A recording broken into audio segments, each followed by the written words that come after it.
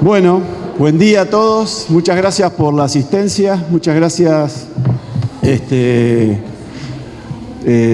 por acercarse hasta acá. La verdad que está bueno ver el auditorio casi colmado. Uno siempre cuando arranca con esto, con la organización de estos eventos, tiene la intranquilidad de que por ahí va a haber poca gente pero la verdad que está bueno.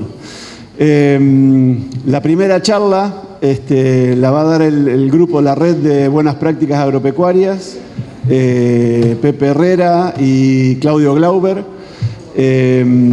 Y bueno, después, en todo caso, le vamos anunciando cuáles son las siguientes. Bueno, yo soy Marcelo Lisiero, Luis me va marcando el paso. El presidente de la Rural de Suipacha. Y bueno, bienvenidos y arrancamos con la charla.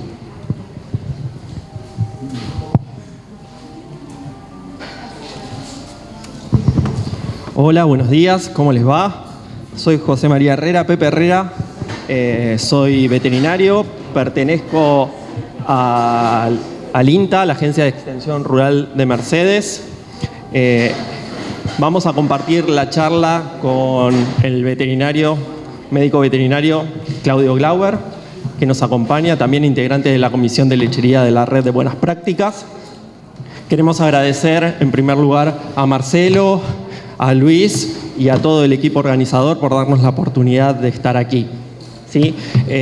Vamos a empezar con buenas prácticas lecheras y para arrancar esta charla, propiamente vamos a hacer un pantallazo bastante breve y muy rápido sobre ellas, o hablando sobre la organización, sobre las actividades, mencionando propiamente a la comisión, nombrando algunas de las instituciones que participan y también vamos a dar algunos indicadores. Pero bueno, para empezar, me parece que la mejor manera de esta charla es compartir con ustedes e ir construyendo el conocimiento. Y para lo cual, lo que está bueno es definir primero qué son las buenas prácticas. ¿Me ayudan? ¿Qué piensan que son las buenas prácticas?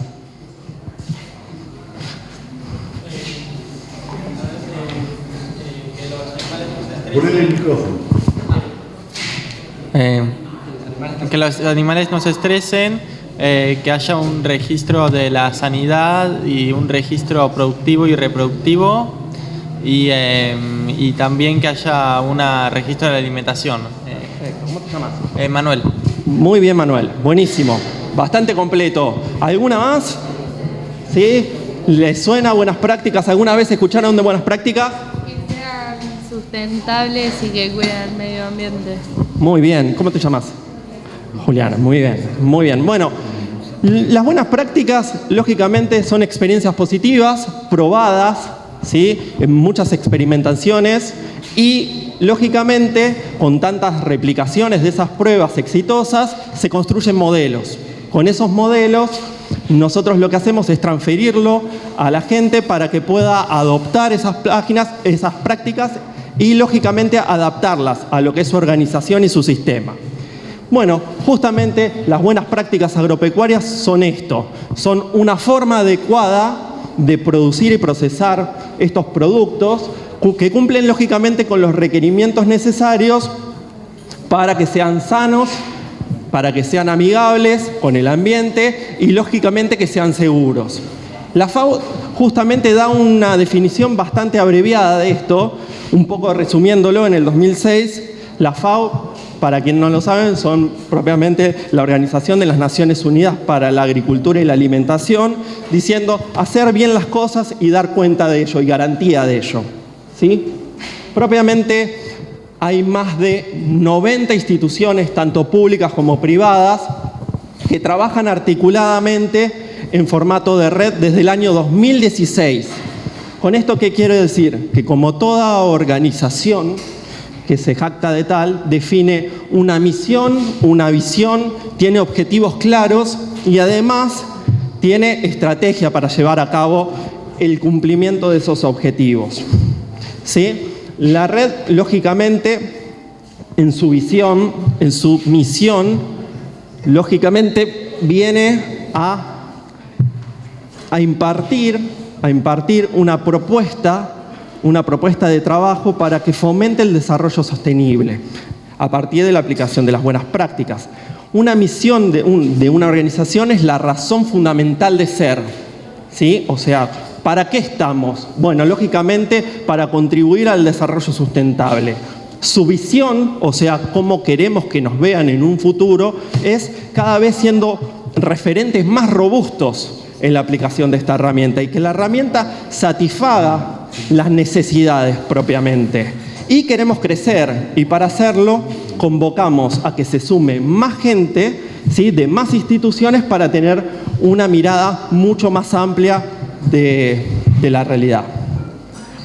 Entonces, si hablamos de lo que es la red, que surge de un objetivo común, que trabaja lógicamente articulando sus propuestas para abarcar estas necesidades, trabaja por consenso y de esa manera satisface esas necesidades. Aportamos nuestras propuestas y trabajamos de forma conjunta para ser más eficientes y eficaces, lógicamente utilizando a la red como un vehículo y evitando replicar estructuras. La estrategia, como veníamos mencionando, es dividirnos por tema. Entonces, la red BPA se divide en comisiones. Lógicamente están las pecuarias y las agrícolas y nosotros estamos en la de lechería. Y para presentar propiamente la comisión de lechería, tenemos que decir que somos un grupo de personas que en sus inicios, en el 2018, estaba constituida por más de 30 instituciones públicas y privadas. Somos personas que tenemos formación técnica y que estamos vinculados a la cadena láctea. Pertenecemos al ámbito científico-tecnológico, al académico, a los productores y también a entidades gubernamentales, ¿sí?, como las secretarías de producción, los ministerios, por ejemplo, el de la Provincia del Desarrollo Agrario y demás, ¿sí? Y como veníamos diciendo antes, trabajamos relevando las necesidades, conociendo qué es lo que está pasando y ahí elevamos propuestas de trabajo y, lógicamente, estas son consensuadas. Lógicamente, también alineados con las BPA. Esta es una foto de los integrantes de la comisión. Nos reunimos una vez al mes al menos, propiamente de forma virtual o de forma presencial. La última, si no me equivoco, Claudio, fue el año pasado, celebrando la reunión número 70 en la Exposición Rural de Palermo. Estas son todas las entidades que trabajamos de forma conjunta. Ahí está SENASA, INTA, FUNPEL, CREA y las demás universidades, la Facultad de Veterinaria de la UBA, la Universidad de Lomas de Zamora y los entes gubernamentales, ¿sí? Si hacemos un repaso por los logros de la comisión desde que se creó en el año 2018, podemos decir que, en primer lugar, fue recaptar toda la información técnica que venía desde otros lugares, adaptarla para lo que es nuestra realidad y emitir información, ¿sí? En el año 2019 se empieza a crear, digamos, esta guía de implementación de buenas prácticas. En el año 2021 sale la guía propia. Además, se crea el Club de Buenas Prácticas Tamberas para asistir en la implementación. Y bueno, además de tantos éxitos que ven ahí, podemos ver que un hito bastante importante es que se ha creado una norma IRAN, que es la 14.400, que habla justamente de las buenas prácticas en producción lechera. También en el año 2022 salió la diplomatura por la Universidad de Lomas de Zamora para capacitar a todos los estudiantes en lo que estábamos haciendo. ¿Sí? Las aplicaciones, lógicamente, nos valemos de aplicaciones y asistimos a la implementación de aplicaciones virtuales, como en un principio era CheckTambo y LeCheck, ¿sí? Entonces, más de 6 años trabajando juntos, nos reunimos, como estábamos diciendo, generamos material de referencia e impulsamos políticas tanto públicas como privadas, ¿sí? Esta es la guía de buenas prácticas lecheras, que viene fundamentalmente con un lenguaje bastante sencillo. Pueden descargar a partir de ese código QR la guía, sino también entrando a Google y poniendo guía de buenas prácticas lecheras, también las pueden bajar de forma gratuita. Bueno, buen día. Claudio es mi nombre. Formo parte de la Comisión de Lechería desde su origen, orgullosamente. Trabajamos muy seriamente, de distinto enfoque, y proponemos a los productores y al mundo de la lechería la aplicación en la práctica de buenas prácticas lecheras. En algunos tambos se está trabajando. Actualmente hay 2 tambos que ya están certificados por las normas IRAM en Córdoba de buenas prácticas, después de 2 años de trabajo muy serio. Y trabajar en buenas prácticas consiste en que cada uno de los sectores del tambo, cría, recría, alimentación, efluentes, medio ambiente, recursos humanos, sanidad, crianza de ternero, etcétera, cada uno de esos puntales, cada una de esas variables, cada uno de esos pilares del tambo, hay prácticas recomendables para llevar a cabo buenas prácticas lecheras. Costo cero, aplicación sencilla, con el único objetivo de generar compromiso. La única exigencia no es económica ni material, sino es el compromiso de, como decía la FAO y como decía Pepe hace un rato, hacer las cosas como corresponde hacerlas. Hacer las cosas bien lleva a cabo un buen rendimiento productivo. Los indicadores así lo demuestran, como ahora, si puedo pasar esto, se los vamos a mostrar. Esta es la guía que está disponible gratuitamente para quien la quiera. En internet está disponible. La guía consta de 13 capítulos, cada capítulo es un sector y están las recomendaciones para cada sector del tambo aplicar buenas prácticas lecheras. En algunos tambos se han aplicado todos, en otros algunos. En general, los resultados, obviamente, simplemente por el hecho de hacer las cosas bien, genera resultados de mejoramiento en los rendimientos productivos. Este es un pequeño cuadro que se realizó trabajando específicamente en 2 aspectos dentro de los capítulos de buenas prácticas, a modo de ejemplo y aplicaciones. El sector sanidad y el sector bienestar animal. En ambos sectores, y además de los otros que también se ha trabajado, se han podido determinar puntos críticos, acciones correctivas, problemáticas, desvíos en general, que me gustaría comentarlos a todos ustedes. Por eso traemos a colación este cuadro. Por ejemplo, a modo de ejemplo, únicamente a modo de ejemplo, en el capítulo de sanidad, en el preparto, aparecen dificultades en las vacunas preparto que reciben los animales durante la temporada de vaca seca. Se observa, por ejemplo, la vacuna rotacoli y la vacuna del complejo respiratorio, que son las 2 vacunas que son recomendadas dentro del manejo sanitario, o no se aplican o están mal aplicadas, no respetando los periodos de tiempo que debe haber entre una vacunación y otra. Eso se observa. También se observó que aplican la dosis muy cercana al parto en muchos casos.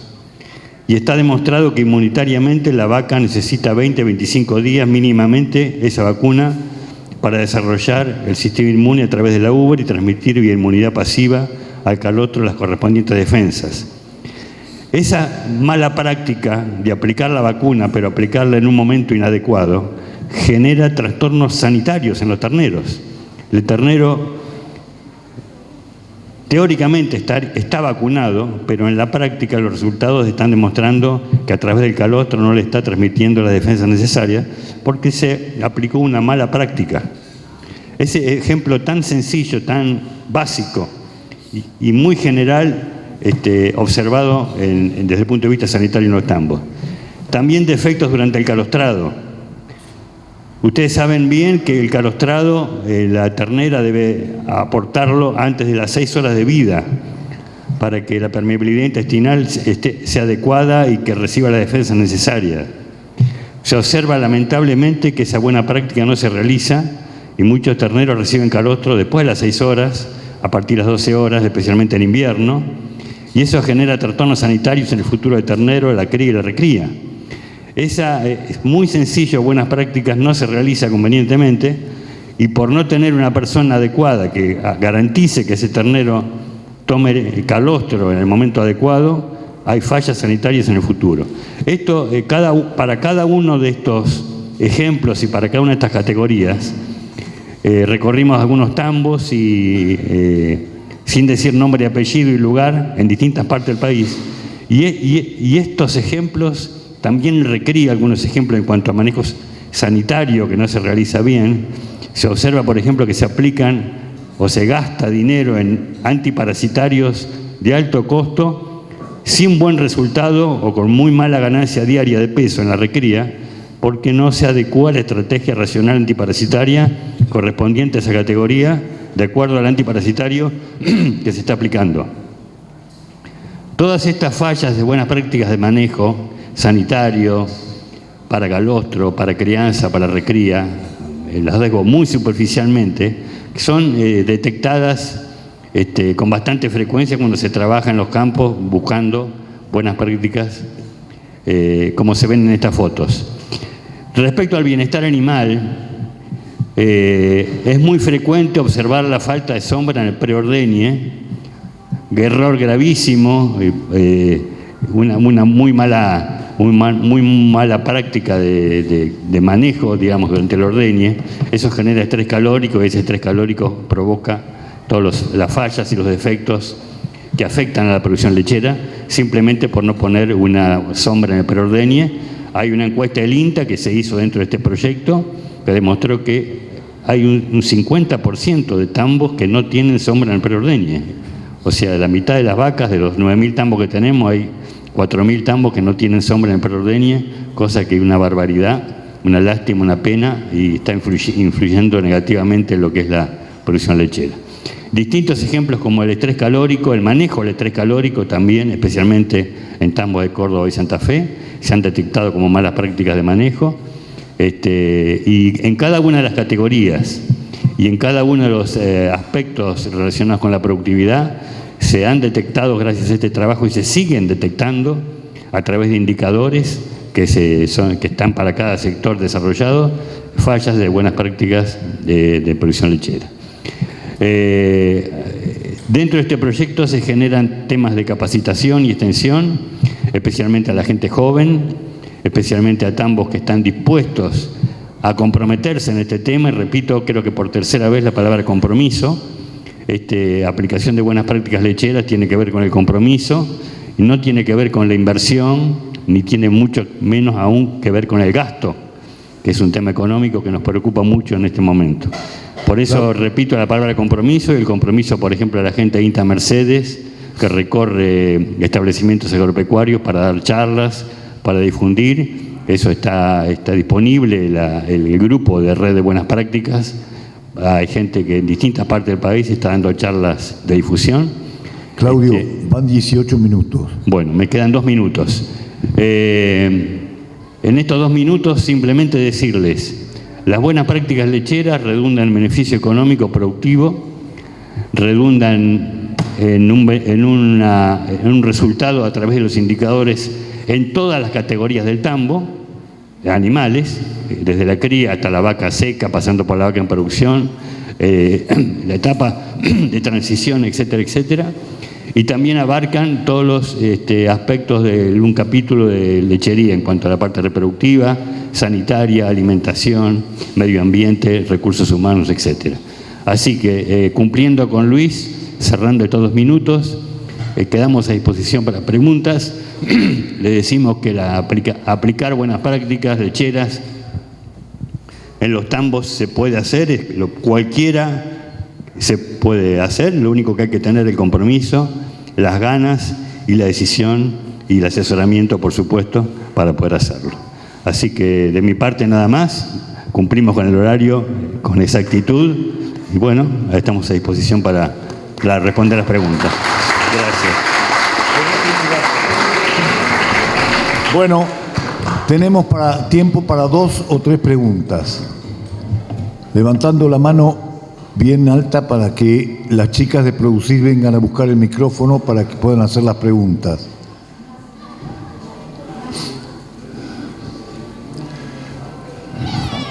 Bueno, parece que no hay. Allá al fondo. Ya que no hay nadie para hacer una pregunta, tengo una pregunta. Cuando hablaste de todo el tema parasitosis,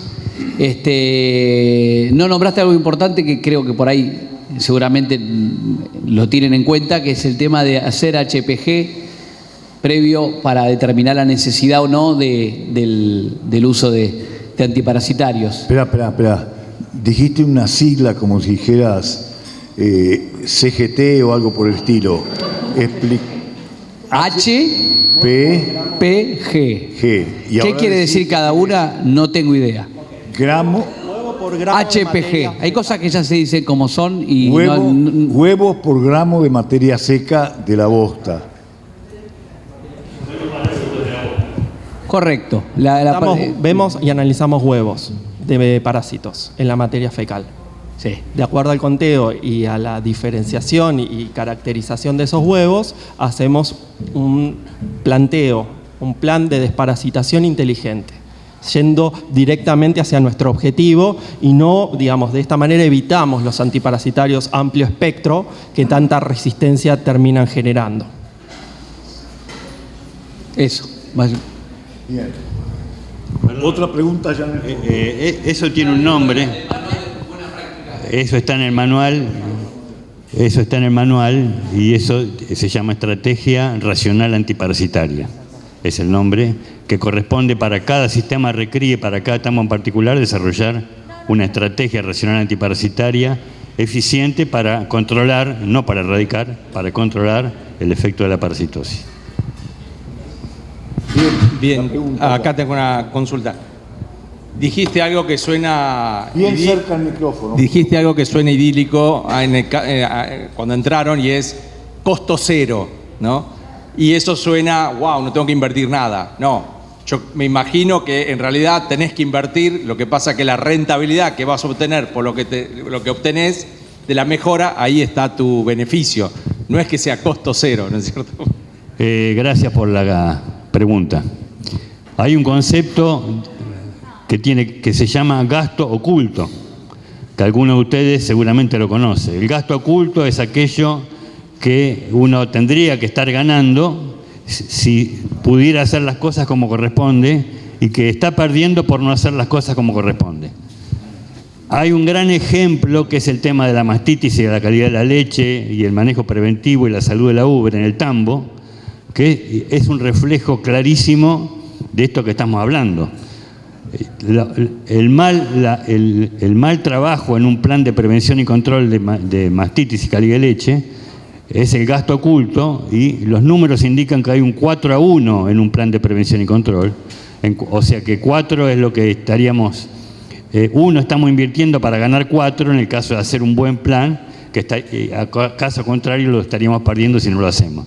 Este concepto de gasto oculto me parece un concepto muy importante que en estas buenas prácticas de lecheras que estamos recomendando y sugiriendo, porque minimizar el gasto gracias a hacer las cosas bien, a costo cero, yo insisto, porque el ejemplo que yo les di de la sombra, del buen calostrado, de aplicar correctamente una vacuna, de hacer una estrategia racional antiparasitaria eficiente, son todos ejemplos de costo cero. Lo único que se pide es el compromiso de hacer las cosas bien y no hacerlas a la criolla para ser leve en el adjetivo, sin tomar las medidas necesarias desde el punto de vista de la prevención, la programación, el planeamiento y hacer las cosas como corresponde. Muy bien. ¿Alguna más? ¿Quedó alguna pregunta? Habría tiempo para la última. Bien, bueno, entonces despedimos a la gente del INTA, a Claudio, y lo felicitamos.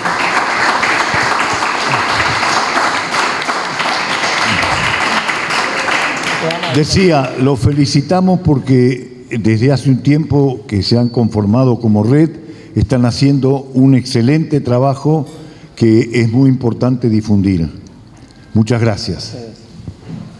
Bueno, ahora vamos a ver la charla de nuestro siguiente orador, que es Tomás Giasio. Viene Agustina y me dice Tomás Giasio, porque ella cree que yo no me acuerdo. Giasio. Giacho. Bueno, bien. Tomás es integrante de Smart Farming, que es una consultora que atiende, asesora a productores, asesora a proyectos productivos, etc. Ayer tuvimos un hermosísimo taller de manejo de pastoreo en la mañana con una cantidad de participantes que superaban en mucho la meta que teníamos de cantidad de gente. O sea, teníamos una meta de 20 a 25 y había casi 40 personas. Y Tomás y su compañera, Maggie, fueron los que expresaron el mensaje. Bueno, Tomás nos va a hablar cortito y conciso sobre puntos a tomar en cuenta para mejorar el pastoreo. Hay mucho para mejorar en los tambos en cuanto a manejo del pasto. Y Tomás nos lo va a contar. Bien. Adelante. Bueno, primero que nada, buenos días a todos. Nuevamente, gracias Luis por la invitación. También a la Sociedad Rural, por supuesto, Marcelo. A las chicas de Producir 21 también. Creo que siempre es como el segundo o tercer año que participo. La verdad que siempre es un gusto. Y una vez más hablando de pasto, sí, porque como decía Luis, yo trabajo en una consultora en donde yo particularmente me dedico al área de lechería y sí. Lo vamos a empezar a transmitir por streaming. Bien. ¿Hago algo? La charla anterior tuvimos un problema con YouTube que nos pidió que 24 horas y ahí nos pueden habilitar, no la podemos pasar por streaming, pero está grabada y la vamos a subir al canal de la Sociedad Rural de Ciudad. Así que les pido mil disculpas a los chicos de Lisa y de... ¿Tengo que hacer algo, Marcelo? ¿Me tengo que parar en un lado? No estoy acostumbrado a estar delante de las cámaras, así que... Está bien, porque cuando salgo en cámara me gusta estar maquillado. Como les venía diciendo, ya hace algunos años que vengo trabajando en tambos y esto que dice Luis es una problemática recurrente y es un tema que siempre está en vigencia. Parece mentira, pero digamos, es algo que no es nuevo y sin embargo siguen faltando pasos por dar. Y es un poco de hoy de lo que vengo a hablar, ¿no? Por ahí primero, a ver si esto pasa, ahí está. Por ahí primero, un poco la idea de cómo va a estar organizada la charla de hoy es primero contarles la situación en la cual estamos, por esto que les vengo diciendo. O sea, no es un tema nuevo y sin embargo van a ver que les voy a mostrar con datos que todavía nos falta muchísimo o que tenemos pasos por dar, no sé si muchísimo. El tema es, digamos, a dónde estamos hoy y sobre todo de dónde venimos, que es lo que más me interesa, ¿no? Después, obviamente, algo que parece redundante, pero es entender o mostrarles un poco, bueno, ¿por qué es importante el pasto en los planteos lecheros? ¿Por qué es importante cosechar pasto en las empresas lecheras? Es decir, ¿tiene algún impacto? ¿Realmente no importa? O sea, ¿por qué tenemos que poner el foco en la cosecha de pasto y en incrementar la cosecha de pasto? Y bueno, por último, quizás hablar un poco de qué herramientas tenemos para intentar aumentar esta cosecha de pasto, que, digamos, yo lo veo de dos maneras. Hay algo que tiene que ver con el proceso en sí mismo del pastoreo. Ayer en el taller estuvimos hablando un poco de eso. Y después también las herramientas que podemos disponer dentro de un sistema integrado, ¿sí? No es todo trabajo para la pobre vaquita nordeñe. Digamos, creo que podemos disponer de otras herramientas dentro de los sistemas. Esta es la foto de hoy. Esto es una foto y después les voy a mostrar una película, que a mí muchas veces me interesa más la película que la foto. Porque, digamos, la situación actual es una, el tema es, si nosotros venimos, digamos, desde un punto más bajo y subiendo, lo que nos indica que tenemos que seguir por el mismo camino. Ahora, si nosotros venimos empeorando, es evidente que tenemos que tomar cartas en el asunto y hacer algo. Estos son datos de dos fuentes distintas de información, fíjense, pero que muestran más o menos lo mismo. Esto es una encuesta sectorial de INTA, justamente, ¿sí? Esto es un trabajo de ACREA, ¿sí? Que básicamente muestra cómo es la composición de la dieta promedio del tambo argentino, por así decirlo, ¿sí? En el caso del trabajo de ACREA, podemos anular, digamos, lo que son los sistemas estabulados a corral o galpón, que obviamente la incidencia del pasto es mucho menor, Pero podemos ver que en general estamos hablando de que el pasto en la dieta de la vaca lechera hoy actualmente es más o menos entre un 30 a 40%, ¿sí? O sea, para resumir, la vaca lechera del tambo promedio hoy en la Argentina come entre un 30 a un 40% de pasto en lo que es la totalidad de su dieta. Después el resto obviamente lo completa con reservas y con concentrados, ¿sí? Esta es la foto de hoy. Ahora, ¿de dónde venimos? Y eso es lo interesante. Esto es la película, fíjense.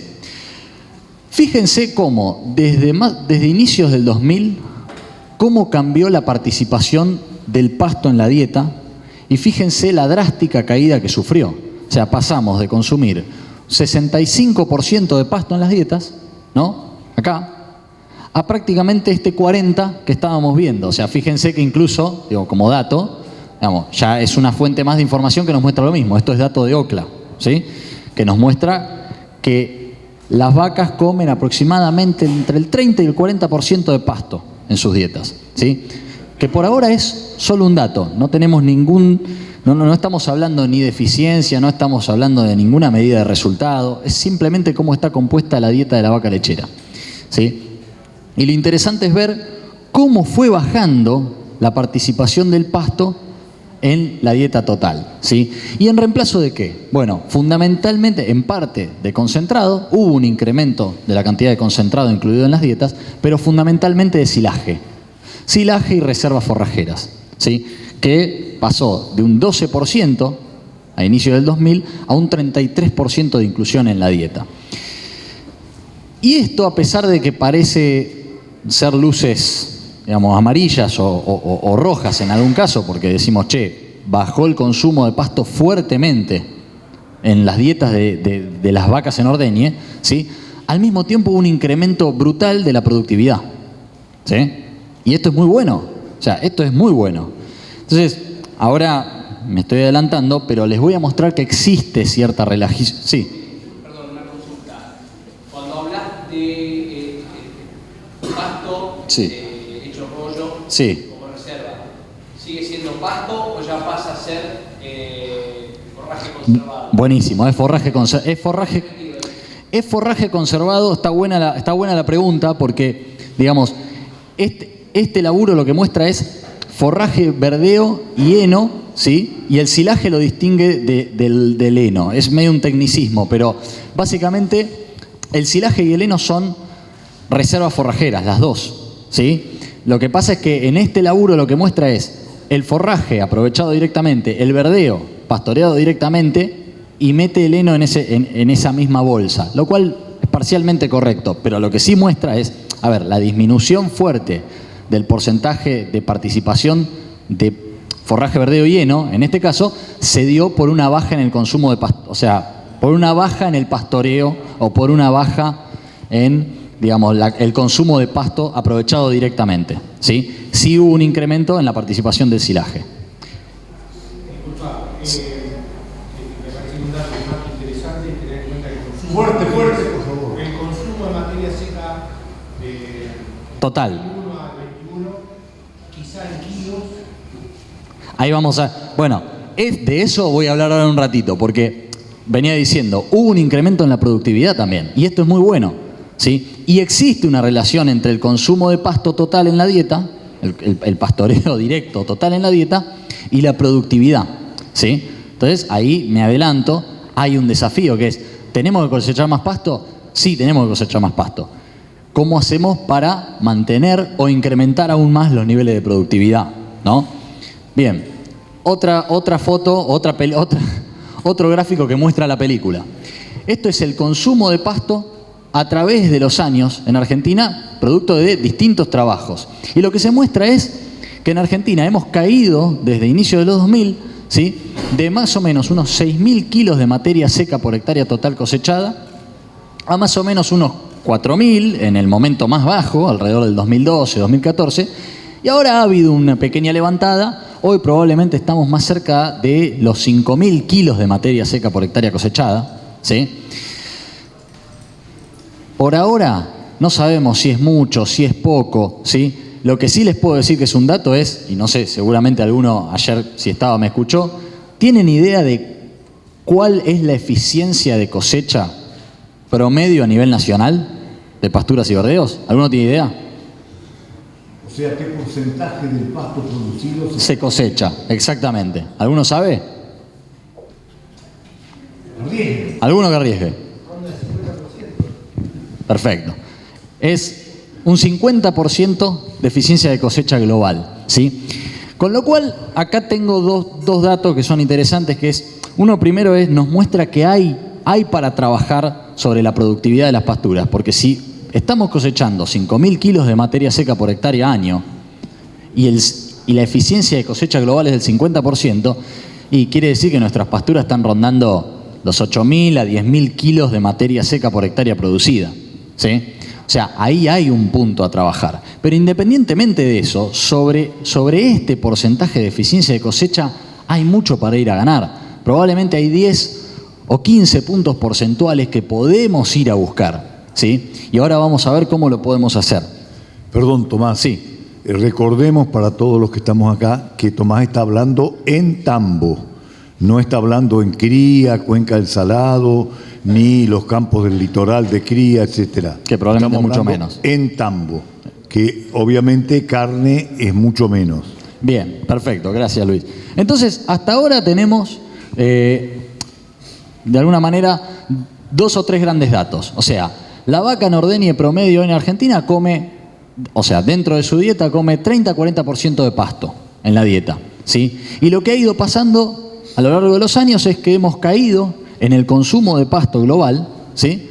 Hemos pasado de 6.000 kilos a 4.000, 5.000 kilos de cosecha de pasto. Hemos caído en los últimos 15, 20 años a pesar de los esfuerzos que se han hecho para mejorar el pastoreo, y además la participación del pasto en la dieta de las vacas lecheras ha caído de un 65, 60% a este 40% que estamos hablando hoy. Entonces, ahora bien, las comparaciones a veces son odiosas, pero a veces sirven para entender dónde estamos y qué es lo que hacen los tipos que laburan realmente bien en cuanto a esto. Estos son datos de Nueva Zelanda, ¿sí?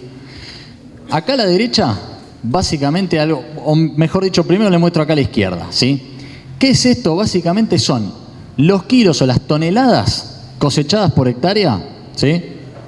Digamos, en 1990 y en 2014-2015.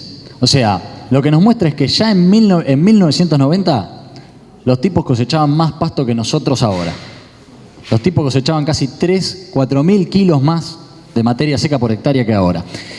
Y lo único que han hecho fue crecer. ¿Por qué? Bueno, se explica por el gráfico de la derecha. Este es un laburo que lo que mostró fue que en la medida en que se incrementa la cantidad de forraje cosechado, ¿sí? Obviamente en toneladas por hectárea, en kilos por hectárea, el resultado por producción, o sea, una medida de resultado de la empresa, se incrementa, ¿sí? O sea, parece bastante lógico que los tipos entendieron que cosechando más pasto tenían un mejor resultado económico. Entonces pusieron el esfuerzo en esto, ¿sí? Y levantaron los niveles de cosecha de forraje total. Irlanda, otra forma de ver lo mismo. Este fue un trabajo que compiló, revisó lo que hacían más o menos, creo que eran unas 260 empresas lecheras, ¿sí? A lo largo del tiempo. Y lo que fueron viendo fue básicamente que no solo que las empresas cosechaban más pasto año a año, pasaron de prácticamente 7.000 kilos de cosecha de pasto, ¿sí? En materia seca, a unos 9.000 kilos más o menos en un lapso de 8 años, sino que además lo que vieron, olvídense, el dato es anecdótico el número, pero lo que vieron es que con cada tonelada extra consumida, digamos, generaban un incremento en el ingreso neto. O sea, resumiendo de nuevo, 2 países distintos vieron exactamente lo mismo. En la medida en que incrementaban la cosecha de forraje, el resultado económico mejoraba, ¿sí? Entonces, ahí lo siguiente que me pregunto es, bueno, si en Argentina pasó otra cosa, quizás puede haber sido porque encontramos otra relación. Porque quizás acá, digamos, porque lo primero que surge es, bueno, Irlanda y Nueva Zelanda son países totalmente distintos, con otras condiciones climáticas, con otras condiciones económicas, con otra estabilidad, probablemente hasta con otro precio de los granos. Entonces, capaz cabe pensar que en la Argentina esa misma relación no existe. Bueno, es falso. Este es un trabajo también de ACREA, es un ejercicio de hace algunos años, ¿sí? Pero que básicamente esto lo que hicieron fue agrupar en 4 cuartiles las empresas del movimiento. Y lo que revisaron fue, digamos, de alguna manera se agrupaban en función del resultado económico que habían tenido, ¿sí? En el cuartil 1 estaban las empresas que mejor resultado habían tenido, en el cuartil 4 las empresas que peor resultado habían tenido. ¿Qué es lo que hicieron las empresas del cuartil 1? Cosecharon más pasto, ¿sí? O sea, lo mismo que en los otros países que les acabo de mostrar. Cosecharon más pasto. Ahora, presten atención a un pequeño detalle, ¿sí? Porque hasta ahora veníamos hablando del porcentaje de participación del pasto en la dieta de las vacas en ordeñe, ¿sí? Y esta medida que estamos viendo acá, ¿sí? No es menor. Acá dice kilos de materia seca por vaca total por día, ¿sí? Por vaca total por día. Por eso les digo, no es todo trabajo para la vaca en ordeñe, porque eso que comentabas vos, me parece. Disculpa, ¿cómo es tu nombre? Bueno, con lo que comentaba Guillermo es, bueno, hubo un incremento. ¿Cuál es la relación que existe entre la participación de pasto en la dieta y la productividad? Bueno, alguna relación existe, ahora lo vamos a ver. Entonces, para resumir esta primer parte, ¿no? Vemos que los sistemas pastoriles más eficientes y rentables producen y cosechan mucho pasto, ¿sí? A mayor cantidad de pasto cosechado, mayor es el resultado económico, en el mundo y en la Argentina también, ¿sí? Sin embargo, en la Argentina el consumo de pasto bajó durante los últimos años, al igual que la participación del forraje en la dieta, ¿sí? Entonces, la pregunta que cabe responderse es, bueno, ¿cómo hacemos para cosechar más pasto?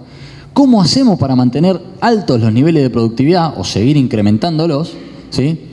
Y lograr, digamos, no ir en contra, ¿no? Como decía vos, Guillermo, de decir, ¿cómo hacemos para aumentar el consumo de pasto sin caernos en la productividad? ¿Qué cosas podemos tener en cuenta o qué herramientas tenemos que generar? Tomás, van 15 minutos. Bien, acelero. ¿Cuánto tiempo tengo, perdón?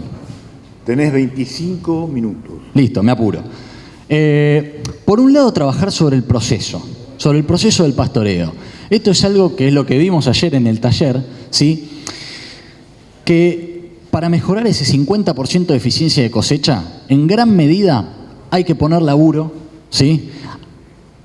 Como dice ahí, hay que recorrer, medir y planificar. No queda otra, ¿sí? Hay que escoger una metodología, ¿sí? La que sea, pero básicamente, digamos, nosotros siempre recomendamos, yo siempre recomiendo, establecer una metodología o un protocolo para hacer de la recorrida de pastoreo algo rutinario y algo que les permita anticiparse, ¿sí? Tienen que recorrer, tienen que medir. No importa, hasta me animo a decir, aunque esto quede mal, no importa qué tan precisos sean, es mucho más importante que sean frecuentes, es mucho más importante que salgan al campo, que vean, que aprendan a ser observadores, y eso les va a dar, seguramente, hasta por repetición, les va a dar mucha más precisión, ¿sí? Este laburo lo voy a explicar rápido, es medio chino, pero me pareció excelente. Este es un trabajo que es una modelización hecha en Nueva Zelanda, que en líneas generales lo que trató de modelizar fueron, digamos, un sistema con 3 tipos de pastores o 3 tipos de recorredores.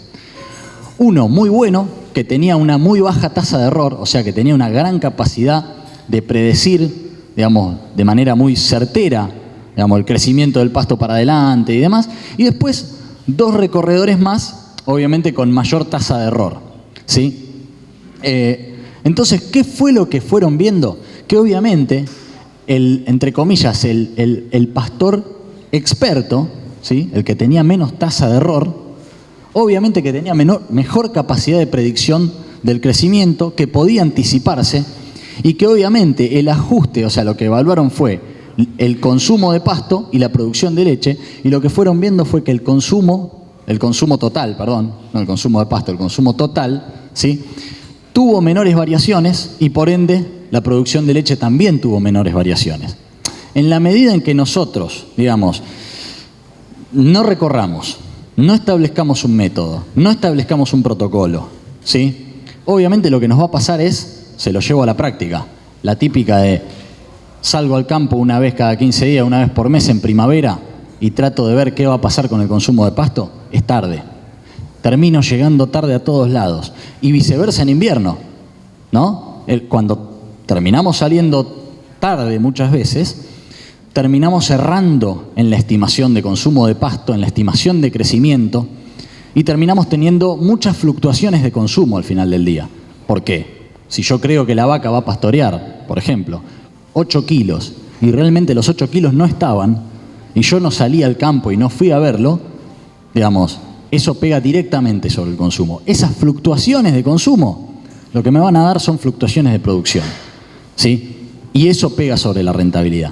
Entonces, acá el gran mensaje es, y de hecho lo interesante de este trabajo, era que a todo esto le ponían un costo. Le ponían, mejor dicho, digamos, el pastor experto era algo que costaba más. Simulaban de alguna manera un sueldo mayor, simulaban un gasto en capacitación y en herramientas, y aún así el sistema más rentable era el que tenía el mejor recorredor, ¿sí? Entonces, ese es un mensaje de fuerza, creo que los chicos de INTA decían, ¿no? Son cosas que llevan poco costo relativamente, ¿sí? Es materia gris, ¿sí? Pero que tiene un repago enorme, ¿sí? El otro punto es este, y no me voy a meter quizá demasiado. Este es un laburo que está muy bueno, salió hace poco tiempo, ¿sí? Y que habla un poco de lo que planteaba Guillermo, que es hasta dónde podemos incluir pasto en las dietas. ¿Está relacionado este 65% de pasto en la dieta de la vaca nordeñe con una menor productividad que teníamos hace 20 años? Sí, totalmente. Este laburo lo que muestra es que, dependiendo del sistema, ¿sí?, hasta una inclusión de 40-50% de pasto en la dieta de manera estable a lo largo del año, ¿sí?, genera un beneficio por costos, ¿sí?, y no limita el consumo ni la producción de leche. ¿Qué pasa? ¿Qué es lo que muestra el trabajo? ¿Qué pasa? Que es una revisión de varios trabajos, ¿sí? ¿Qué es lo que muestra? Que incluyendo mayor cantidad de pasto en las dietas de manera global, ¿no?, en el planteo, yo me propongo con mi vaca nordeña cosechar 60-70% de pasto de manera estable todo el año en pastoreo. Bueno, hay muchísimos factores, ¿sí? No voy a, digamos, es para otra charla entera. Digamos, hay muchísimos factores asociados a las plantas, asociados a los animales, asociados al ambiente y diría también asociado al sistema, que determinan que con altas inclusiones de pasto en la dieta incurrimos en un riesgo muy grande de limitar el consumo, ¿sí? Entonces, bien, ya empiezo a ver que digo, che, ¿cómo hacemos? Porque digo, quiero levantar el consumo de pasto, pero también me patea en contra de la producción individual si es que yo busco un planteo obviamente, de alta productividad, ¿no? Entonces, por eso digo, no es todo el trabajo para la vaca nordeña. También, a ver, esto lo explico rápido. Básicamente esto lo que muestra es cómo distintos indicadores, olvídense de estos números, cómo distintos indicadores correlacionan, ¿sí?, con el resultado económico.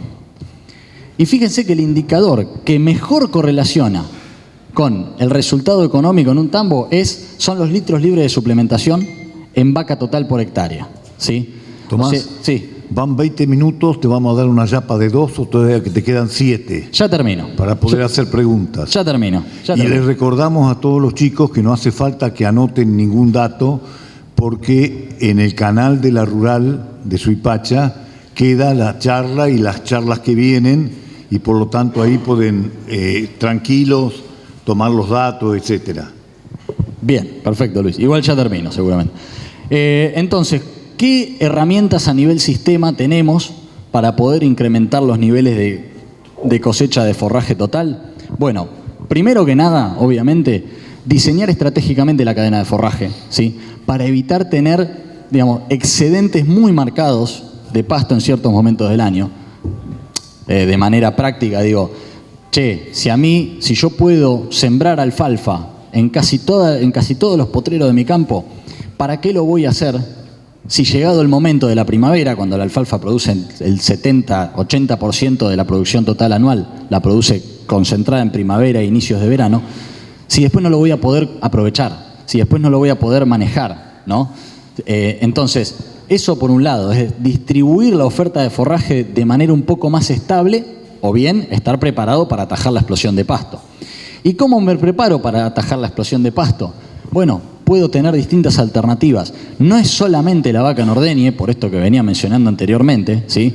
Si yo planeo tratar de cosechar con una vaca en ordeñe de alta producción el 60-70% de pasto, digamos, dentro de la dieta, seguramente voy a tener un riesgo muy alto de limitar el consumo. Y voy a empezar a patear en contra de mi productividad. ¿Qué puedo hacer? Hay otras categorías en el tambo. Hay recrías. Digamos, por eso lo que yo les mencionaba de los litros libres de suplementación en vaca total por hectárea, ¿sí? Muchas veces estamos discutiendo de la inclusión de pasto en la dieta de la vaca en ordeñe y tratando de que la vaca en ordeñe pastoree más y nos volvemos locos para tratar de que pastoree 14, 16 kilos de materia seca por día. Y por ahí tenemos las recrías encerradas, comiendo un recurso que sale por ahí hoy 3 o 4 veces más por kilo, ¿sí? Cuando podemos aprovecharlo con estas categorías que vengo mencionando. Recrías grandes, vaca seca, ¿sí? Y obviamente también, en momentos de exceso, que van a ocurrir, porque en primavera van a ocurrir, estar preparados. Eso va de la mano con anticiparse, ¿no? Y la anticipación tiene que ver no solo con, prevenir para ajustar, en función de la tasa de crecimiento el consumo, sino también prepararse en términos de qué herramientas tengo para cosecharlo. No solamente la boca de la vaca, sino también, en momentos de excedente, hacer silo, hacer rollos, ¿sí? Diferir ese forraje y posiblemente sí, utilizarlo en otros momentos del año en las categorías que mejor repago tienen, ¿sí? Por eso digo, y que va muy atado de lo siguiente que iba a decir, dividir rodeos. Dividir rodeos es una buena manera, y esto da para otra charla entera, pero dividir rodeos es una muy buena manera de eficientizar la alimentación, ¿sí? ¿Por qué? Porque obviamente yo, en esto que vengo diciendo es, si yo tengo un rodeo que de alguna manera es de inicio de lactancia, cuando la vaca está atravesando el pico, cuando la vaca tiene una demanda alta de consumo, y otro de final de lactancia, cuando su demanda, baja bastante, no por eso, tiene que tener hambre, eso es muy importante, ¿sí? Yo puedo tener planteos distintos.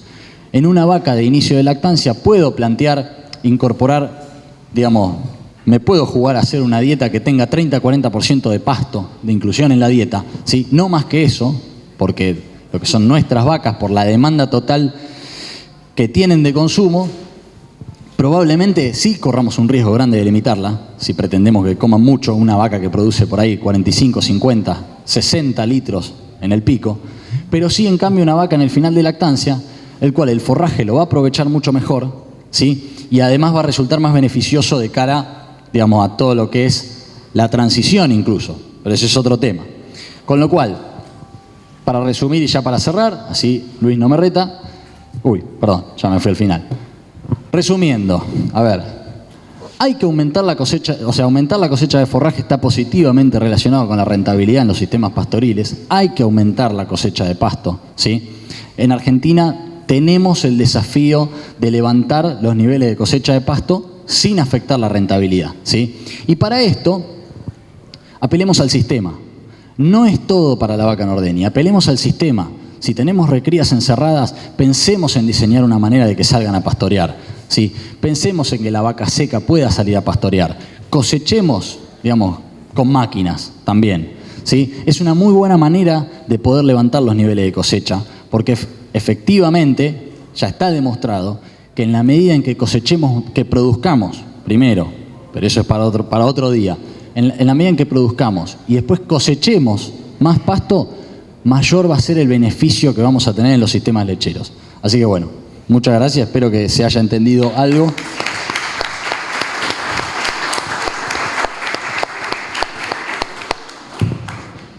No se entendió algo, se entendió mucho. Preguntas para Tomás.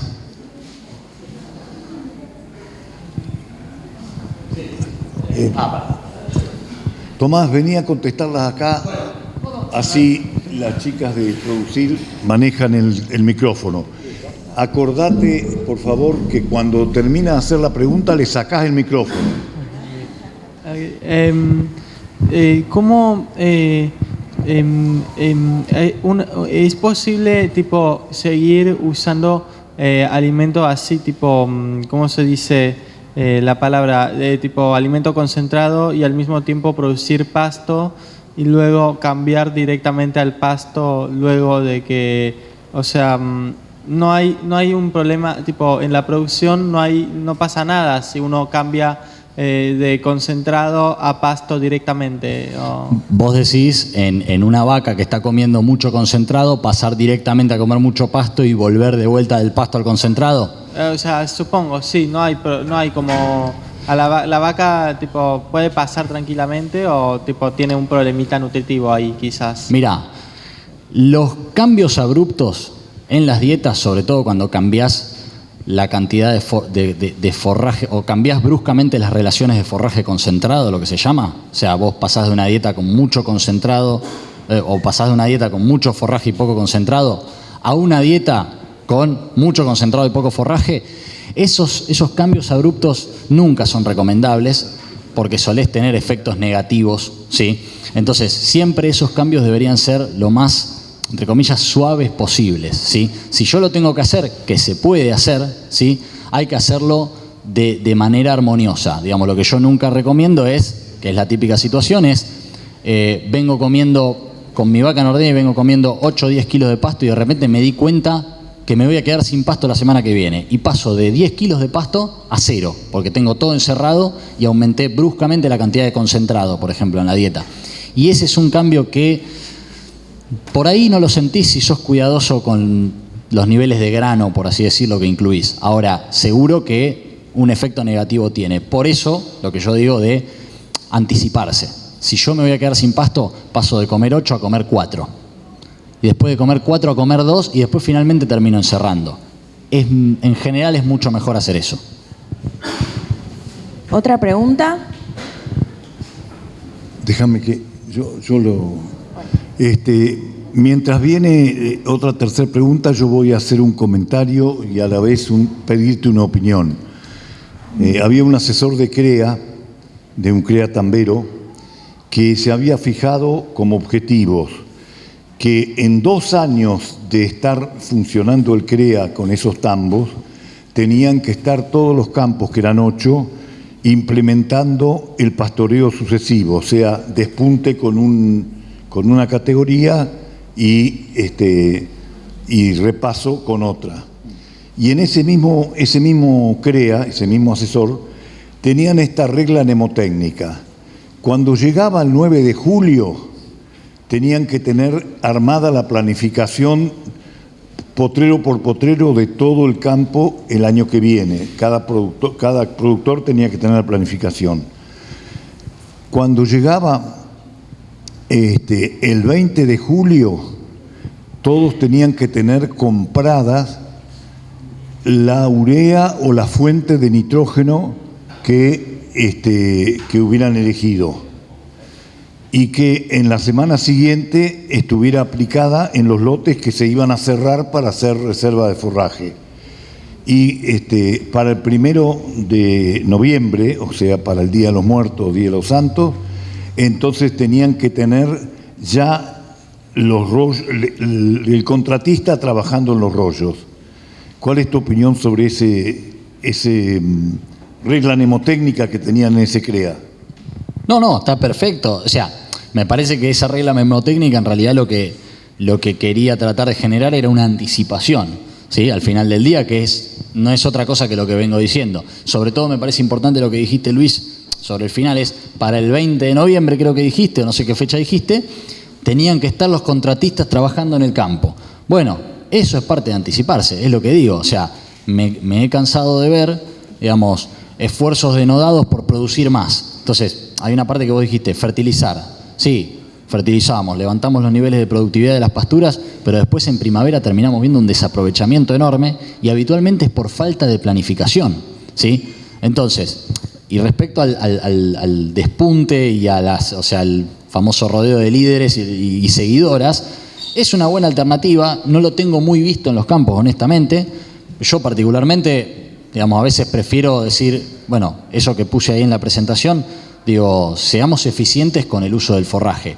Un rodeo de final de lactancia que tiene menores requerimientos totales al final del día puede aprovechar mejor el pasto, ¿sí? El pastoreo directo, ¿sí? Podemos mantener niveles de inclusión más altos de forraje en la dieta sin tener efectos negativos sobre la producción, podemos levantar los niveles de eficiencia de cosecha, y en cambio quizás con la vaca de punta, ¿sí? Que es una vaca que va a tener una demanda más alta, ¿sí? Y esto está muy asociado a lo que hablaban los chicos, bienestar animal, digamos, uno de los factores que más estresa a la vaca es el hambre. Entonces, digamos, hay veces que hay que tener cuidado y no estar confundido sobre el tema. La vaca en el pasto, digamos, está muy bien, siempre y cuando le alcance para comer, ¿sí? Entonces, una vaca en el pico de producción probablemente es una vaca que va a demandar 24, 25, 26 kilos de materia seca total por día de consumo. Bueno, tengamos cuidado con lo que le exigimos a la vaca levantar en el campo, porque, de nuevo, el hambre es uno de los factores principales de estrés en un bovino. Y en ustedes también. Si ustedes tienen hambre van a estar estresados. Entonces, hay que ser, digamos, inteligentes y estratégicos a la hora de asignar la cantidad de pasto que le vamos a dar a cada rodeo. No por eso dejar de cosechar pasto. Lo tenemos que hacer de manera diferente, me parece a mí. Va. Muy bien. Despedimos entonces a Tomás.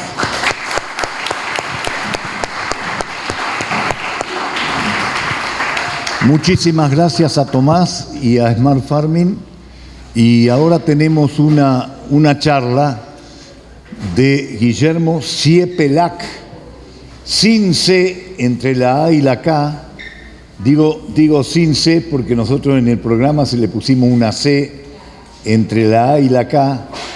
Y entonces, Guillermo, que es integrante del equipo técnico de Neutral Mix, empresa amiga y que siempre viene apoyando las actividades de Producir 21 en la sociedad rural y en las actividades propias de la sociedad rural en la zona de Suipacha,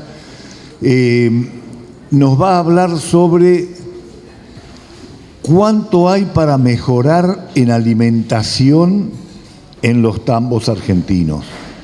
Muchas gracias por estar acá, Guillermo. Adelante, empiezan tus 20 minutos. 20 minutos, bueno, que no son muchos. Buen día, gracias Luis, gracias a los presentes, al presidente de la Rural, gente amiga de Suipacha, que vengo bastante seguido. Soy vecino de Chivilcoy, en realidad santafesino, radicado en provincia de Buenos Aires hace unos cuantos años. Bien cerquita del micrófono.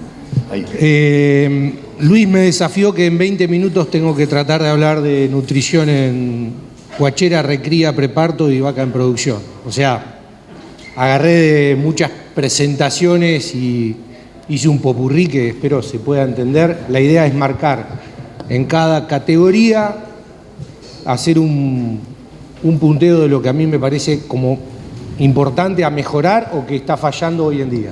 Perdón, la interrupción. Les quiero decir que en el librito que todos ustedes han recibido está completa toda la charla de Guillermo de todas las categorías. O sea que está la parte que va a conversar ahora tiene además un agregado en el libro.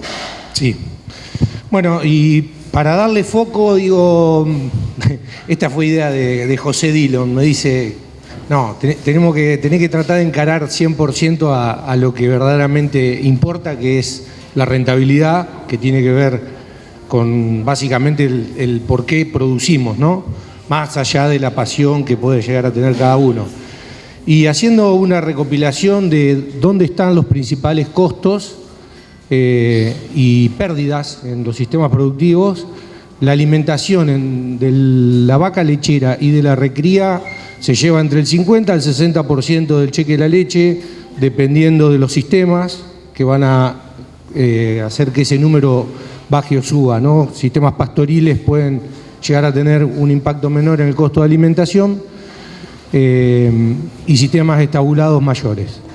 Y el otro gran punto tiene que ver con muertes y descartes, sobre todo descartes anticipados, vacas que se van del sistema antes o quizá en la primera lactancia, y en base a eso voy a hacer mi punteo. El otro tercer punto que no lo agregué, que hoy sí tiene una gran importancia porque varía, pero también entre un 10 a un 20% tiene que ver con los costos de mano de obra. Hoy escuchando las charlas anteriores que estuvieron, la verdad, muy buenas. Estos sistemas pastoriles o de sacar las recrías al campo, que a todo el mundo nos gusta, demanda gente, demanda mano de obra, lo cual también hay que ponerlo y evaluarlo, ¿no? Porque son recursos cada vez más limitados. Voy a hacer una pasadita por los puntos más importantes de la guachera, o por lo menos las reglas de oro. Tratar de tener una mortalidad menor al 3%, tratar de que menos del 15% de nuestras terneras sufran algún trastorno de diarrea o de neumonía, y duplicar el peso del nacimiento a la salida del desleche, 55, 60 días, depende del planteo. En recría, básicamente me voy a enfocar a estos dos puntos principales que tienen que ver en llegar al peso del servicio y al parto en forma adecuada. En preparto es todo para toda una charla. Voy a ser bien puntual en algún aspecto nutricional, en lo que necesita la vaca en sus requerimientos, y hacer algún aporte respecto a estrés. Y vacas en producción, lo mismo, necesitaríamos toda una jornada para hablar de optimizar dietas, pero voy a enfocarme un poco en la situación actual, en la cual, gracias a Dios, tenemos un otoño bueno, y voy a enfocarme en un sistema pastoril y qué maniobra o qué acciones de manejo tomaría para optimizar esos recursos. Arrancando por la guachera, dentro de todos los puntos más importantes que uno tiene que tener en cuenta, voy a hacer hincapié en el calostrado, en requerimientos y en algunos factores ambientales. Cuando hablamos de calostrado, tengamos en cuenta que un ternero nace con el cero inmunidad, entonces sí o sí necesitamos transferir esa inmunidad de la vaca al ternero con una cantidad adecuada, con una calidad adecuada y en un tiempo que tiene que ser lo más expuesto posible. Hoy hablaban de 6 horas la gente del INTA, lo cual me pareció interesante. Y sumo un punto que voy a hacer un poquito de foco porque es lo que me toca ver. Hay muchas veces se cumplen todos estos requisitos, se mide la calidad, se hace con la cantidad de litros adecuados, se hace en el tiempo adecuado, pero el proceso de inocuidad, y a esto me refiero a la conservación y a la extracción y conservación del calostro, es bastante deja que desear. Ahí tenés agua, ¿eh? ¿Lo viste con C? En cuanto a la cuantificación, no sé si están acostumbrados, veo algunos productores que conozco, en los establecimientos que a mí me toca ir, es ya una maniobra bastante rutinaria poder evaluar en el suero de los terneros los primeros 7 días de nacido qué grado de calostrado han recibido, y en base a eso poder tener algún tipo de corrección en el caso de no estar logrando los parámetros buscados, ¿no? Lo que uno busca en línea general es que un ternero reciba arriba de 8,5 de grados Brix, de concentración de grados Brix, para poder categorizarlo entre excelente y bueno. ¿Por qué buscamos esto? Hay infinidad de trabajos que lo demuestran, yo simplemente recopilé algunos. Este me pareció interesante, es una gráfica bien contundente que muestra que terneros, que el 10% de los terneros que se mueren están relacionados con un mal calostrado, comparado con un buen calostrado que apenas llegaría a un 2 o un 3% de los terneros que se mueren en guachera. Y al otro punto, también muy importante, que era lo que decía hoy respecto a la morbilidad o a la potencialidad de enfermarse los terneros. Sabemos que un ternero con diarrea o con neumonía come menos, gana menos peso, no solo en la guachera, sino a lo largo de toda su recría y en su etapa productiva también. Este trabajo también de Lombard habla de que más del 45% de los terneros que se enferman están relacionados con un mal calostrado. Entonces, es un partido importante a tener en cuenta. Ahí es donde se juega la guachera, ahí es donde tenemos que trabajar. Puntualizando en cantidad, siempre hay discusiones respecto a, le doy 2 litros, 4 litros, 6 litros. La regla de oro es el 10% del peso vivo de un buen calostro. Cuando me refiero a un buen calostro, tengamos en cuenta la primer filmina que le mostré, de 25 para arriba de grados Brix, va a estar aportando arriba de 50, 60 gramos de inmunoglobulina. Entonces sabemos muy bien que un ternero que pesa 30 kilos al nacimiento, le doy 3 litros de ese calostro y va a estar recibiendo una cantidad adecuada de inmunoglobulinas. Para los que no están o no tienen idea de qué es los grados Brix y qué es un refractómetro, la verdad que es un aparato extremadamente económico, es una práctica. Extraer sangre y evaluar en suero los niveles es extremadamente rápido y económico, y se puede llegar a tener un parámetro bien cierto de lo que está sucediendo con el calostrado en la guachera. Ahí abajo hice un resumencito de lo que, esto es americano, tengámoslo en cuenta, porque por ahí la vaca americana suele ser un poco más grande, pero la concentración de inmunoglobulina por litro de calostro en promedio rondan los 74 gramos. De un buen calostro, arriba de 25 grados Brix, ¿no? He tenido la oportunidad de recorrer muchos lugares y dentro del país y fuera, y creo que hay, Luis nos desafiaba a Juan y a mí a tratar de decir, che, ¿qué es lo que ven después de 20 y pico de años de andar como falencias que tengan un gran impacto? Veo que se viene invirtiendo muchísimo en infraestructura, tractores, mixer, robótica, y a veces llegamos a una guachera y encontramos una heladera que no cierra la puerta, que los burletes están rotos, que lejos está de enfriar. El calostro era excelente al momento de sacarlo, pero tiene un montón de grasa, un montón de azúcar, un montón de proteína, ideal como cultivo de bacterias. Terminamos guardando básicamente una bomba para que después le vamos a terminar dando a un ternerito recién nacido. Por eso, muy limpio y con mucha inocuidad es la forma que tenemos que trabajar. Y son inversiones extremadamente económicas. Guillermo, van 10 minutos. Vos re bien. Me va a sobrar. Le dije que iba a hacer un pequeño punteo en lo que es requerimiento, y esto lo voy a relacionar. ¿Tiene luz esto? Sí. Lo voy a relacionar con condiciones ambientales para que tomemos dimensión del impacto que puede tener el calor o el frío en nuestros terneros. Estos son grados centígrados. Esta columna marca los requerimientos de energía en un ternero con menos de 3 semanas de vida, y esta columna con más de 3 semanas de vida. Si miramos la temperatura confort, 20, 25 grados, ronda alrededor de 1800 mil equivalentes de energía metabolizable que necesita. Más allá del número absoluto, lo que quiero llevarlos a otra situación, a la situación de 10 grados, 5 grados, muy común. Nosotros empezamos a tener la mayoría de los terneros en estaca ahora o en la crianza colectiva, y entramos al invierno donde 5 o 10 grados son muy comunes. Fíjense cómo se dispara entre un 15 y un 20% la energía que necesita ese ternero para mantenerse con menos de 3 semanas de edad, y prácticamente no mueve en un ternero de más de 3 semanas de edad.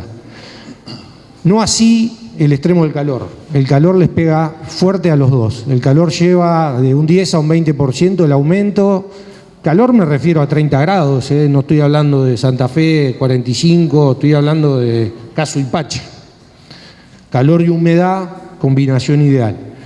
Entonces, a la hora de pensar en un refugio, a la hora de pensar en una estrategia para nuestros terneros, primeras 3 semanas de edad, en invierno, clave. Y en verano, sombra, muchachos, no queda otra, mucha agua, y pensar en que tenemos que concentrar más la alimentación porque los requerimientos aumentan. Si queremos duplicar el peso, tenemos que pensar que tiene mayores requerimientos de mantenimiento, por lo tanto tengo que cambiar la estrategia. Con la misma que venía en primavera, no voy a lograr duplicar el peso al de leche. Este es un trabajo que demuestra que duplicar el peso, o en este caso es un trabajo americano, habla de 1 kilo de adición de peso diario, por lo tanto yo lo tomo con pinza a 1 kilo, pensemos sobre todo en duplicar el peso, habla de que tiene una correlación directa a producir mayor cantidad de leche en la primera lactancia, de 800 a 1000 kilos de leche en la primera lactancia de una vaquillona. Esta es una recuperación de varios trabajos que hablan de lo mismo en diferentes niveles. Y fíjense, a esto lo podría haber puesto perfectamente en la etapa de preparto, pero como tiene un impacto importantísimo en nuestra ternera, este trabajo habla de que vacas que sufrieron estrés calórico las últimas 6 semanas de su gestación, las hijas producieron 19% menos de leche en su lactancia. Las hijas, el impacto de la madre en las hijas. Es lo que se habla mucho de epigenética, bueno, es como... Qué buen dato, ¿eh? Si de toda la charla nos quedara ese dato, ya estaríamos recontra bien. O sea que una vaca que sufre en el preparto, sí. En el preparto, estrés calórico, sus hijas van a producir menos leche. Van a producir menos leche, ¿cuánto por ciento? 19% según el trabajo de... Casi 20. Sí, señor. Muy bien. Y tiene que ver con que esa ternera va a pesar menos, probablemente tenga problemas de morbilidad, entonces está todo relacionado en cierta forma. Paso a la etapa de recría, esto lo voy a pasar rápido. El principal objetivo, como le dije hoy, peso al servicio, peso al parto. ¿En base a qué? Al peso maduro. Este es otro de los puntos que me parece importante recalcar. Debo recorrer, no sé, pero 40, 50 tambos, o bueno, más, no sé, que los tengo de clientes, ninguno tiene balanza, o tiene balanza pero no la usan.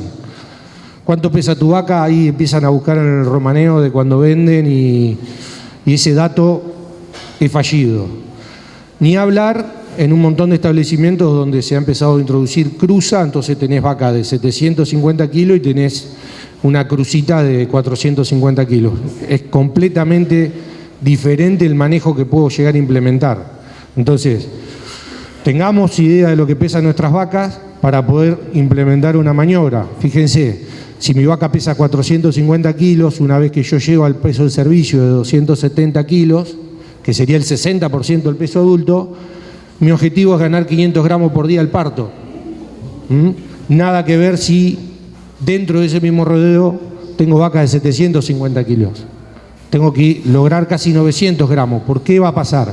Si yo no logro llegar con el 90% del peso adulto al parto, esa vaca en la primera lactancia va a producir muchísima menos leche y va a tener un montón de problemas relacionados con lo reproductivo, con lo productivo en general.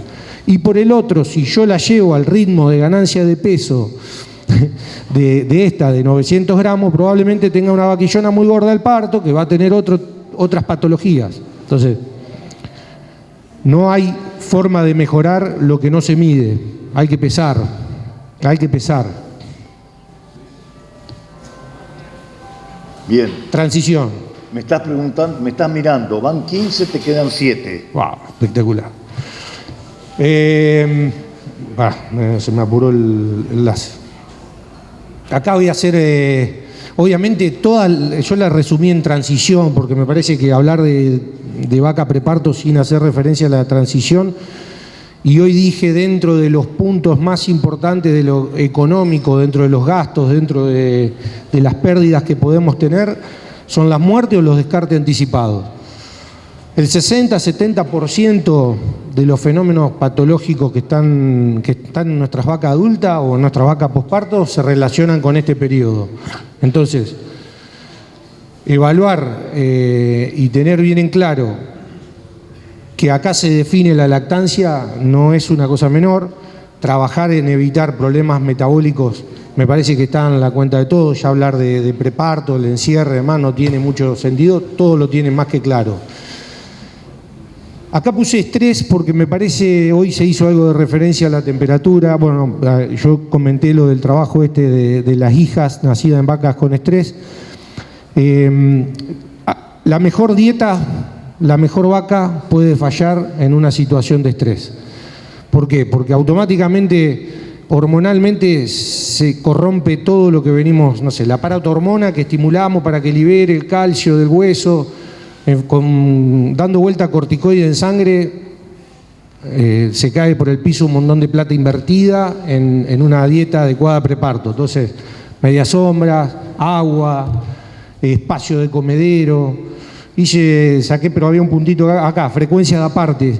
En frecuencia de aparte no es un dato menor, pero apartar vacas una vez por semana tiene un porqué. La vaca, a medida que se va acercando la fecha del parto, baja el consumo y por otro lado empieza a inflamarse la ubre, empieza a tener molestias. Entonces no es lo mismo poner una vaca que le faltan 40, 50 días a parir con una vaca que le falta una semana a parir. La competencia, la agresividad que tiene no es la misma y la que más sufre va a ser la que está pronta a parir. Pasa algo similar con las vaquillonas y entonces uno cree que dándole el mejor concentrado con las mejores sales aniónicas, contratándolo a Guillermo y todo, no. Acá esto es un factor que puede tirar por el piso muchísimas de nuestras inversiones y es de muy bajo costo. Hablar de una media sombra es de muy bajo costo. El efecto de un buen preparto y de condición corporal del preparto y que no haya problemas patológicos o de problemas metabólicos nos va a hacer o nos va a reflejar en una curva de lactancia típica un buen pico, y es una de las cosas que nosotros rutinariamente evaluamos, ver cómo se está desarrollando esta curva de lactancia, cómo están pariendo y cómo están produciendo nuestras vacas, nos va a llevar a saber cómo estamos trabajando en el preparto.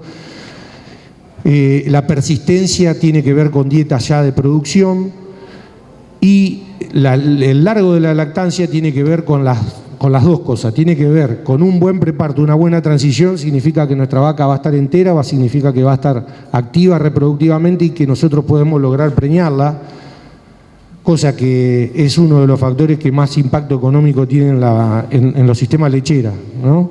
Lograr buenas preñeces, estar en tiempo y forma preñando nuestros rodeos. Este gráfico me pareció interesante y contundente.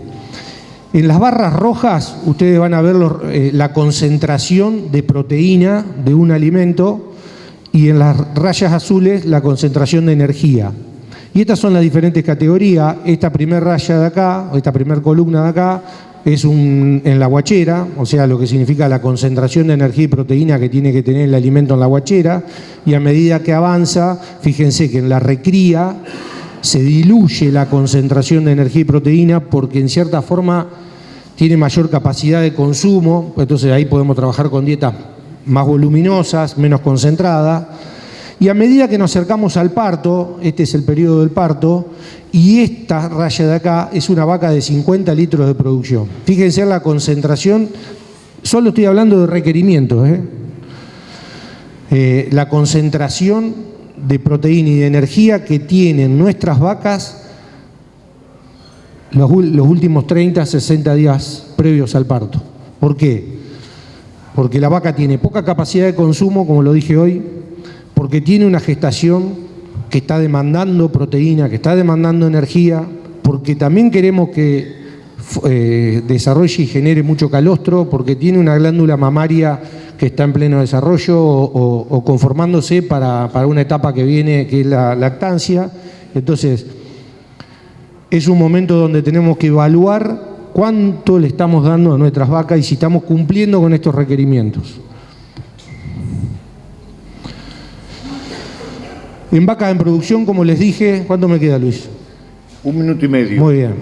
En 1 minuto y medio le voy a hablar de esta etapa y básicamente me voy a focalizar en un esquema pastoril. En esta situación en la que estamos viviendo, estamos entrando a los verdeos, o por lo menos en la mayoría de los tambos que estoy visitando, estamos con una entrada fuerte en lo que es avenas y raíces. ¿Qué características tienen? Paso rápido. En línea general, los verdeos tienen mucha proteína soluble, que está disponible en tiempo muy rápido, muy baja fibra, que tiene alta tasa de pasaje, son escasos en almidón y azúcares y pueden generar algo de pH bajo en el rumen. Estos datos yo los nombro porque es muy común encontrar caídas de sólidos a la entrada de los verdeos. Esto imagínense que es un rumen, lo que ingiere la vaca: fibra, almidón, proteínas. ¿Qué sucede con cada ingrediente? Los azúcares se van a desdoblar en almidones, la proteína, y sobre todo la proteína proveniente de verdeos, se va a desdoblar en amoníaco. Las bacterias ruminales, nosotros básicamente lo que estamos pensando en darle de comer a la flora ruminal con lo que está ingresando. Esto trabaja, las bacterias ruminales captan los azúcares, captan el nitrógeno del amoníaco, se multiplican, generan subproductos que son los ácidos grasos volátiles, que se van a absorber, van a ir al hígado, y el hígado los va a distribuir, los va a transformar y los va a mandar a la ura, al sistema inmune.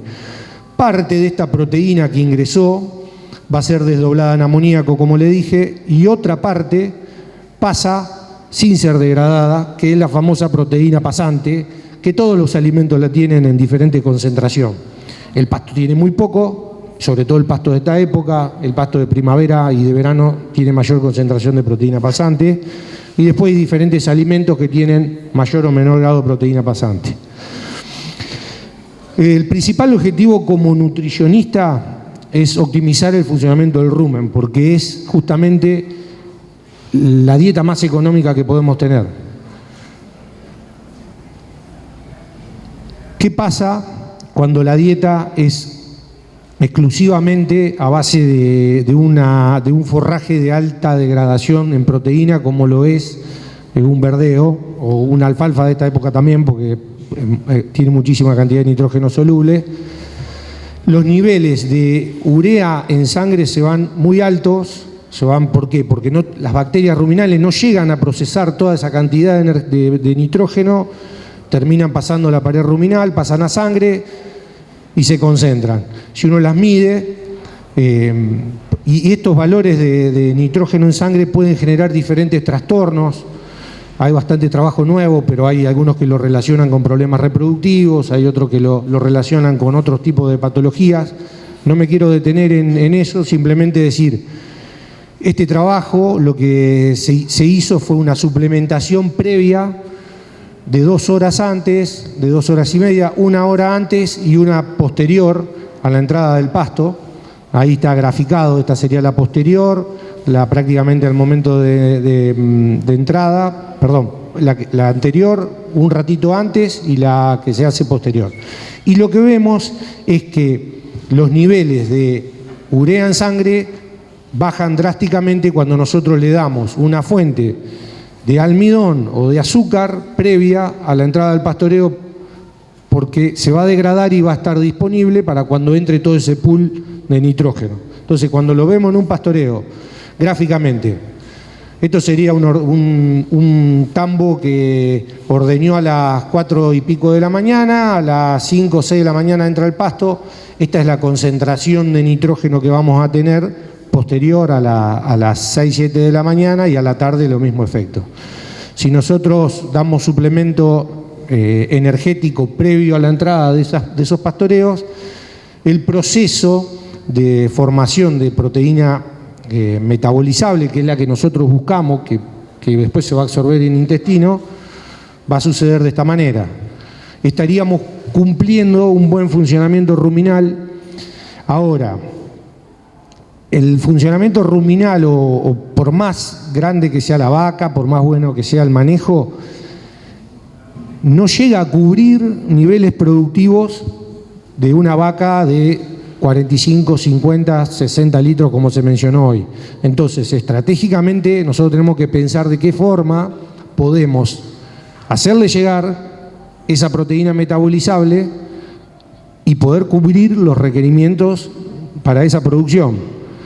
Y es ahí que vienen estos famosos proteínas pasantes que les mencionaba hoy, hay diferentes en el mercado, pero básicamente hacen que de esos 2 kilos, que son aproximadamente, son 2 kilos de proteína metabolizable que la vaca genera por día del rumen, son 2 kilos de bacteria que pasan del rumen al intestino, uno le pueda cumplir y cubrir para esa producción.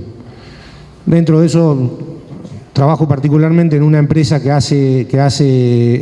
tenemos esta tecnología. Esta tecnología de Express está en 2 lugares del mundo, en Estados Unidos, en Nueva York, y ahora hace 3 meses que está acá en provincia de Buenos Aires, en la cual es un producto que le da un valor agregado importantísimo a nuestro producto de soja, y que está pensado no solo para el mercado local, sino que ya se está mandando a Uruguay, a Chile, y comparado con lo que hay en el mercado, está llegando al 60% de proteína pasante versus, no sé, una harina de soja que tiene 30, 30 y pico. Bueno, hay algunas características nutricionales más. Esta es la planta de Express. Llegué. ¿Terminaste? Le metí. Ah, bien. Bueno. Bien, perdón.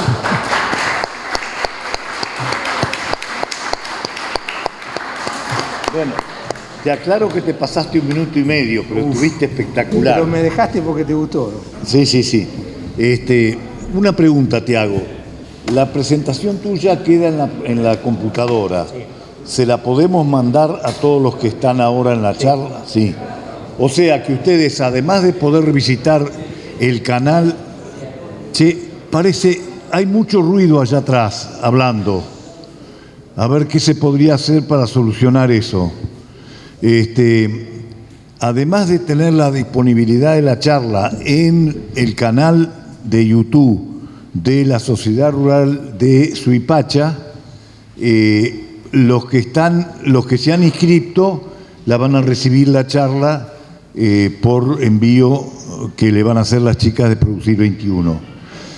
Preguntas para Guillermo Siepelac, sin C entre la A y la K. ¿Viste que lo aprendí? Muy bien. Aunque esté mal escrito en el programa.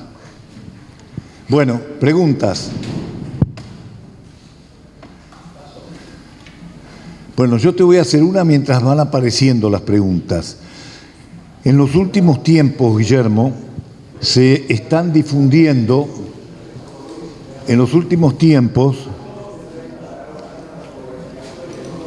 bueno, ahí está. Bueno, en los últimos tiempos se están difundiendo equipos alimentadores en los tambos, el caso del Delpro de Delaval, el caso del equipo de Farmerín, que permiten suplementar a las vacas, cada una en forma individual en el ordeño, dándole más a las que más merecen, según sea vaca o vaquillona, porque la vaquillona tiene que terminar de cumplir su desarrollo, la producción individual y los días de lactancia. ¿Vos le ves futuro a ese tipo de equipos? ¿Y por qué? Perdón. Acá. Creo que es una herramienta más que útil, me parece interesante. Siempre hay que tener en cuenta el manejo de rodeos. A mí me olvidé de hacer un comentario. Ahora, después de esta charla, viene un break para que ustedes se sirvan café y coman algunas galletas. ¿Cómo? Quesos. Vamos a estar repartiendo. Bien. Las chicas van a estar repartiendo quesos también. Si alguno quiere, porque después cuando hacemos el break se amontonan, si alguno quiere ir levantándose y mientras escucha lo que va contestando Guillermo, quieren servirse un café y agarrar alguna galletita, están en su pleno derecho. Lo que buscamos es que no se amontonen después. Tienen que aprender de la chica rubia que está acá en primer lugar, que ya hace un ratito fue y se sirvió. Muy bien, muy bien. Bueno, sigamos. Te decía, Luis, me parece que es una herramienta muy útil, importante. El concentrado que se da en la sala de ordeñe generalmente es uno de los más costosos, entonces poder darlo en forma bien milimétrica puede disminuir algún costo. Te sumo que quizás me ha tocado en alguna situación en las cuales se tira el mixer en el piso, se tira el mixer abajo del eléctrico. Es una práctica bastante común, no es algo muy raro. Y siempre digo, bueno, lo de la sala de ordeñe puede ser que a una vaca de 20 litros le estoy dando 8 kilos de balanceado y capaz que con 4 o con 5 andaría bien. Pero lo come y lo va a transformar en condición corporal. O lo del piso, lo que queda tirado en el piso, sea silos, que parece que al silo no le damos valor, pero el costo del silo es altísimo y hay muchos trabajos que demuestran que se desperdicia entre un 20 y un 30% del silo. Me parece importantísimo focalizarse en esta. Un comedero vale nada y se amortiza con muy poco y se puede llegar a tener una evaluación del remanente y poder ajustar lo que se quiere dar, sobre todo cuando se quiere comer pasto, ser bien minucioso con el manejo de la suplementación, sobre todo fibrosa, puede tener un gran impacto. No te quiero cambiar. Me gusta la idea de precisar lo que se da en la sala. Sí. Haría un diagnóstico en el establecimiento y le daría prioridad a los comederos por fuera de la sala de ordeñe como principal medida para no tirar en el piso, al manejo de todos esos recursos conservados, y en segundo lugar pensaría en esto minucioso. No sé si... Preguntas para Guillermo. A ver, Tomás.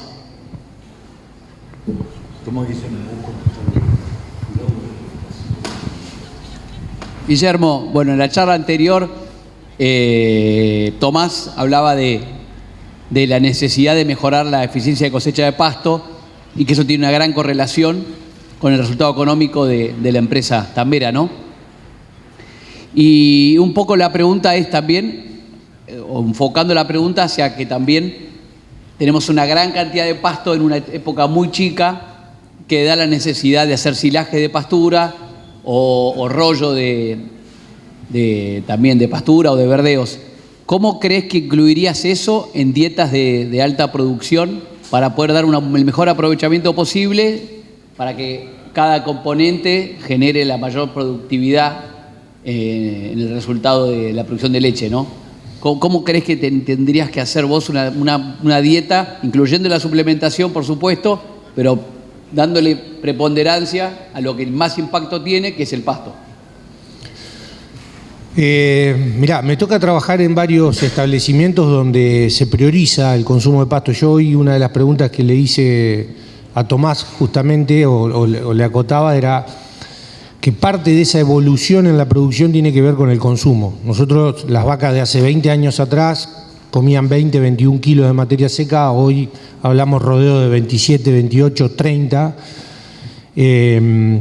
Ese aumento del consumo tiene que ver mucho con el agregado de suplementación concentrada, maíz, expeller, subproducto de la industria, pero también tiene mucho que ver con cómo se ha ido mejorando nuestras reservas, la calidad de nuestras reservas, el momento de corte, la confección, el almacenamiento. Eso ha llevado a que la digestibilidad de un silo de alfalfa hoy sea de un 65, un 70%, de lograr silajes de maíz que ya no se discute si van con cracker o sin cracker, pero que tienen 30, 40% de almidón.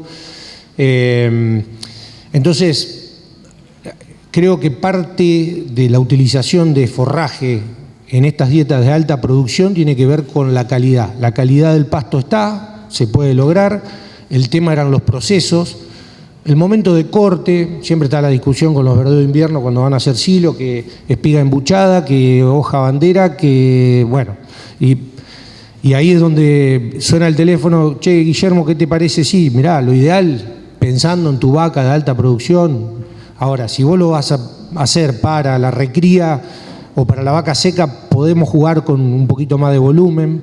¿Por qué?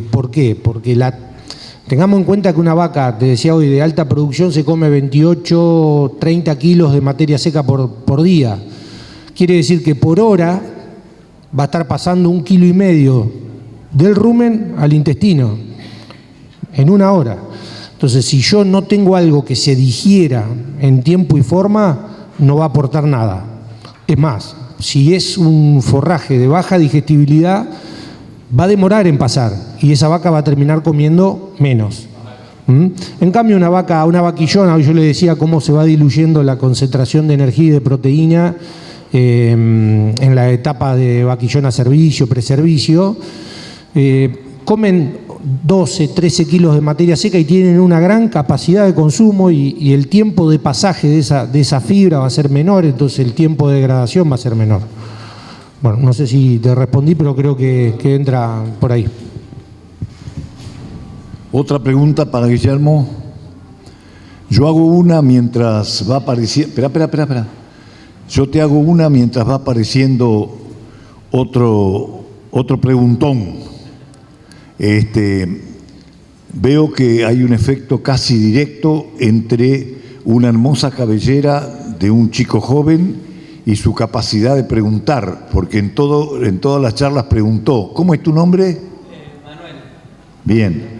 Bueno, la pregunta que yo te voy a hacer mientras le llevan el micrófono a él para que te la haga, no en un tambo de alta producción por vaca, vamos a decir en un tambo de 25 a 28 litros por vaca, con una buena carga animal por hectárea. ¿Cuál sería a tu criterio hoy la eficiencia de conversión de todos los alimentos, pasto, forraje conservado, concentrado, toda la mezcla? ¿Cuál es la eficiencia de conversión para lograr, por ejemplo, 27 litros?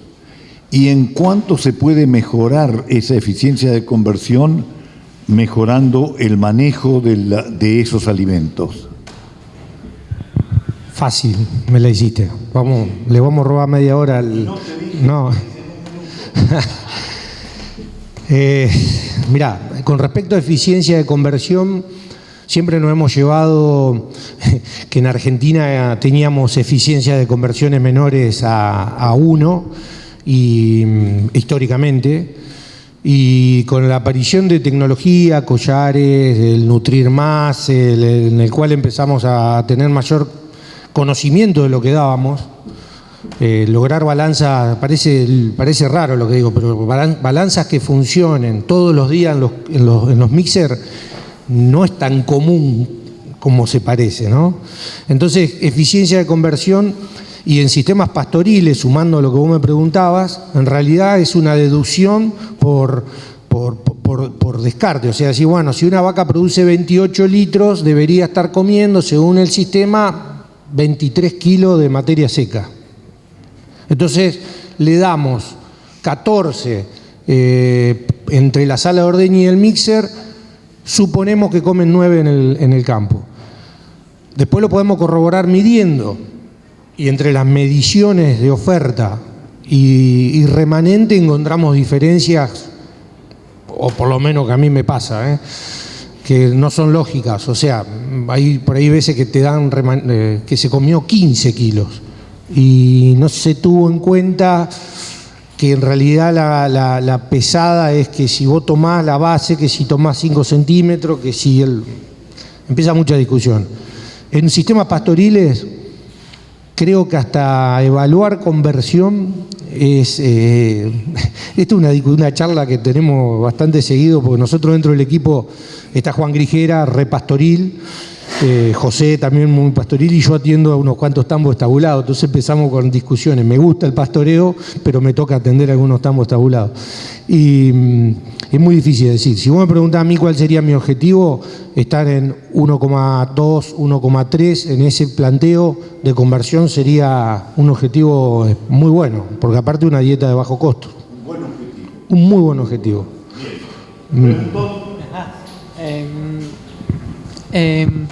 Bueno, esto es un poco anterior, lo del calostro, y había un texto que yo había leído que decía que se podía el calostro refrigerar de tipo así, y yo pensaba tipo medio, ¿por qué se refrigera parte del calostro? Porque la mayor parte del calostro se supone que es consumido por los terneritos cuando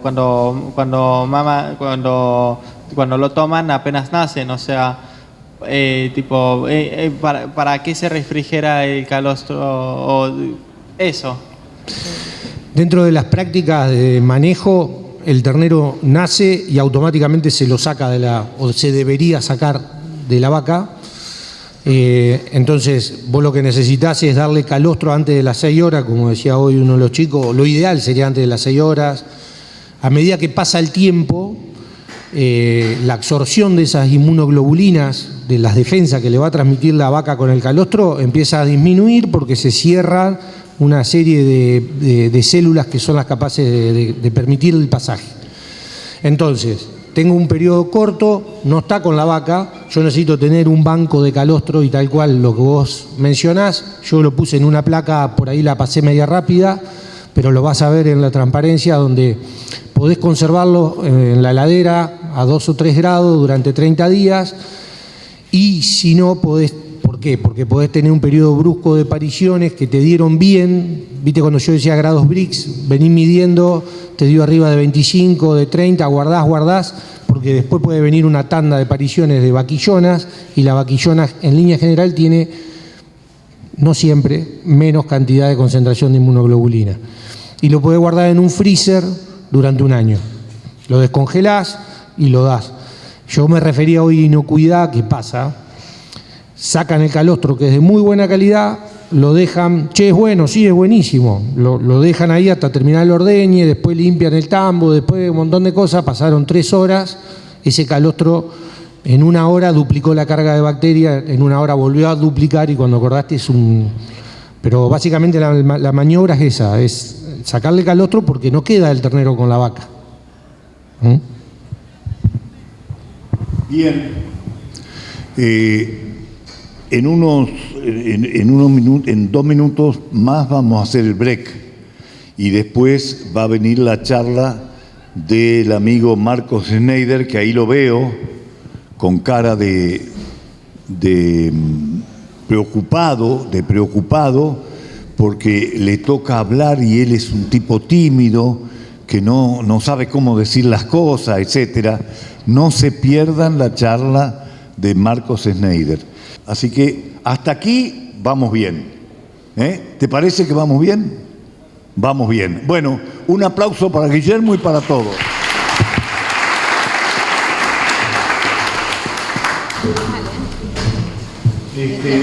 Tenemos tiempo para el break, ¿no? Un cafecito, se sirven un cafecito y se vuelven a sentar.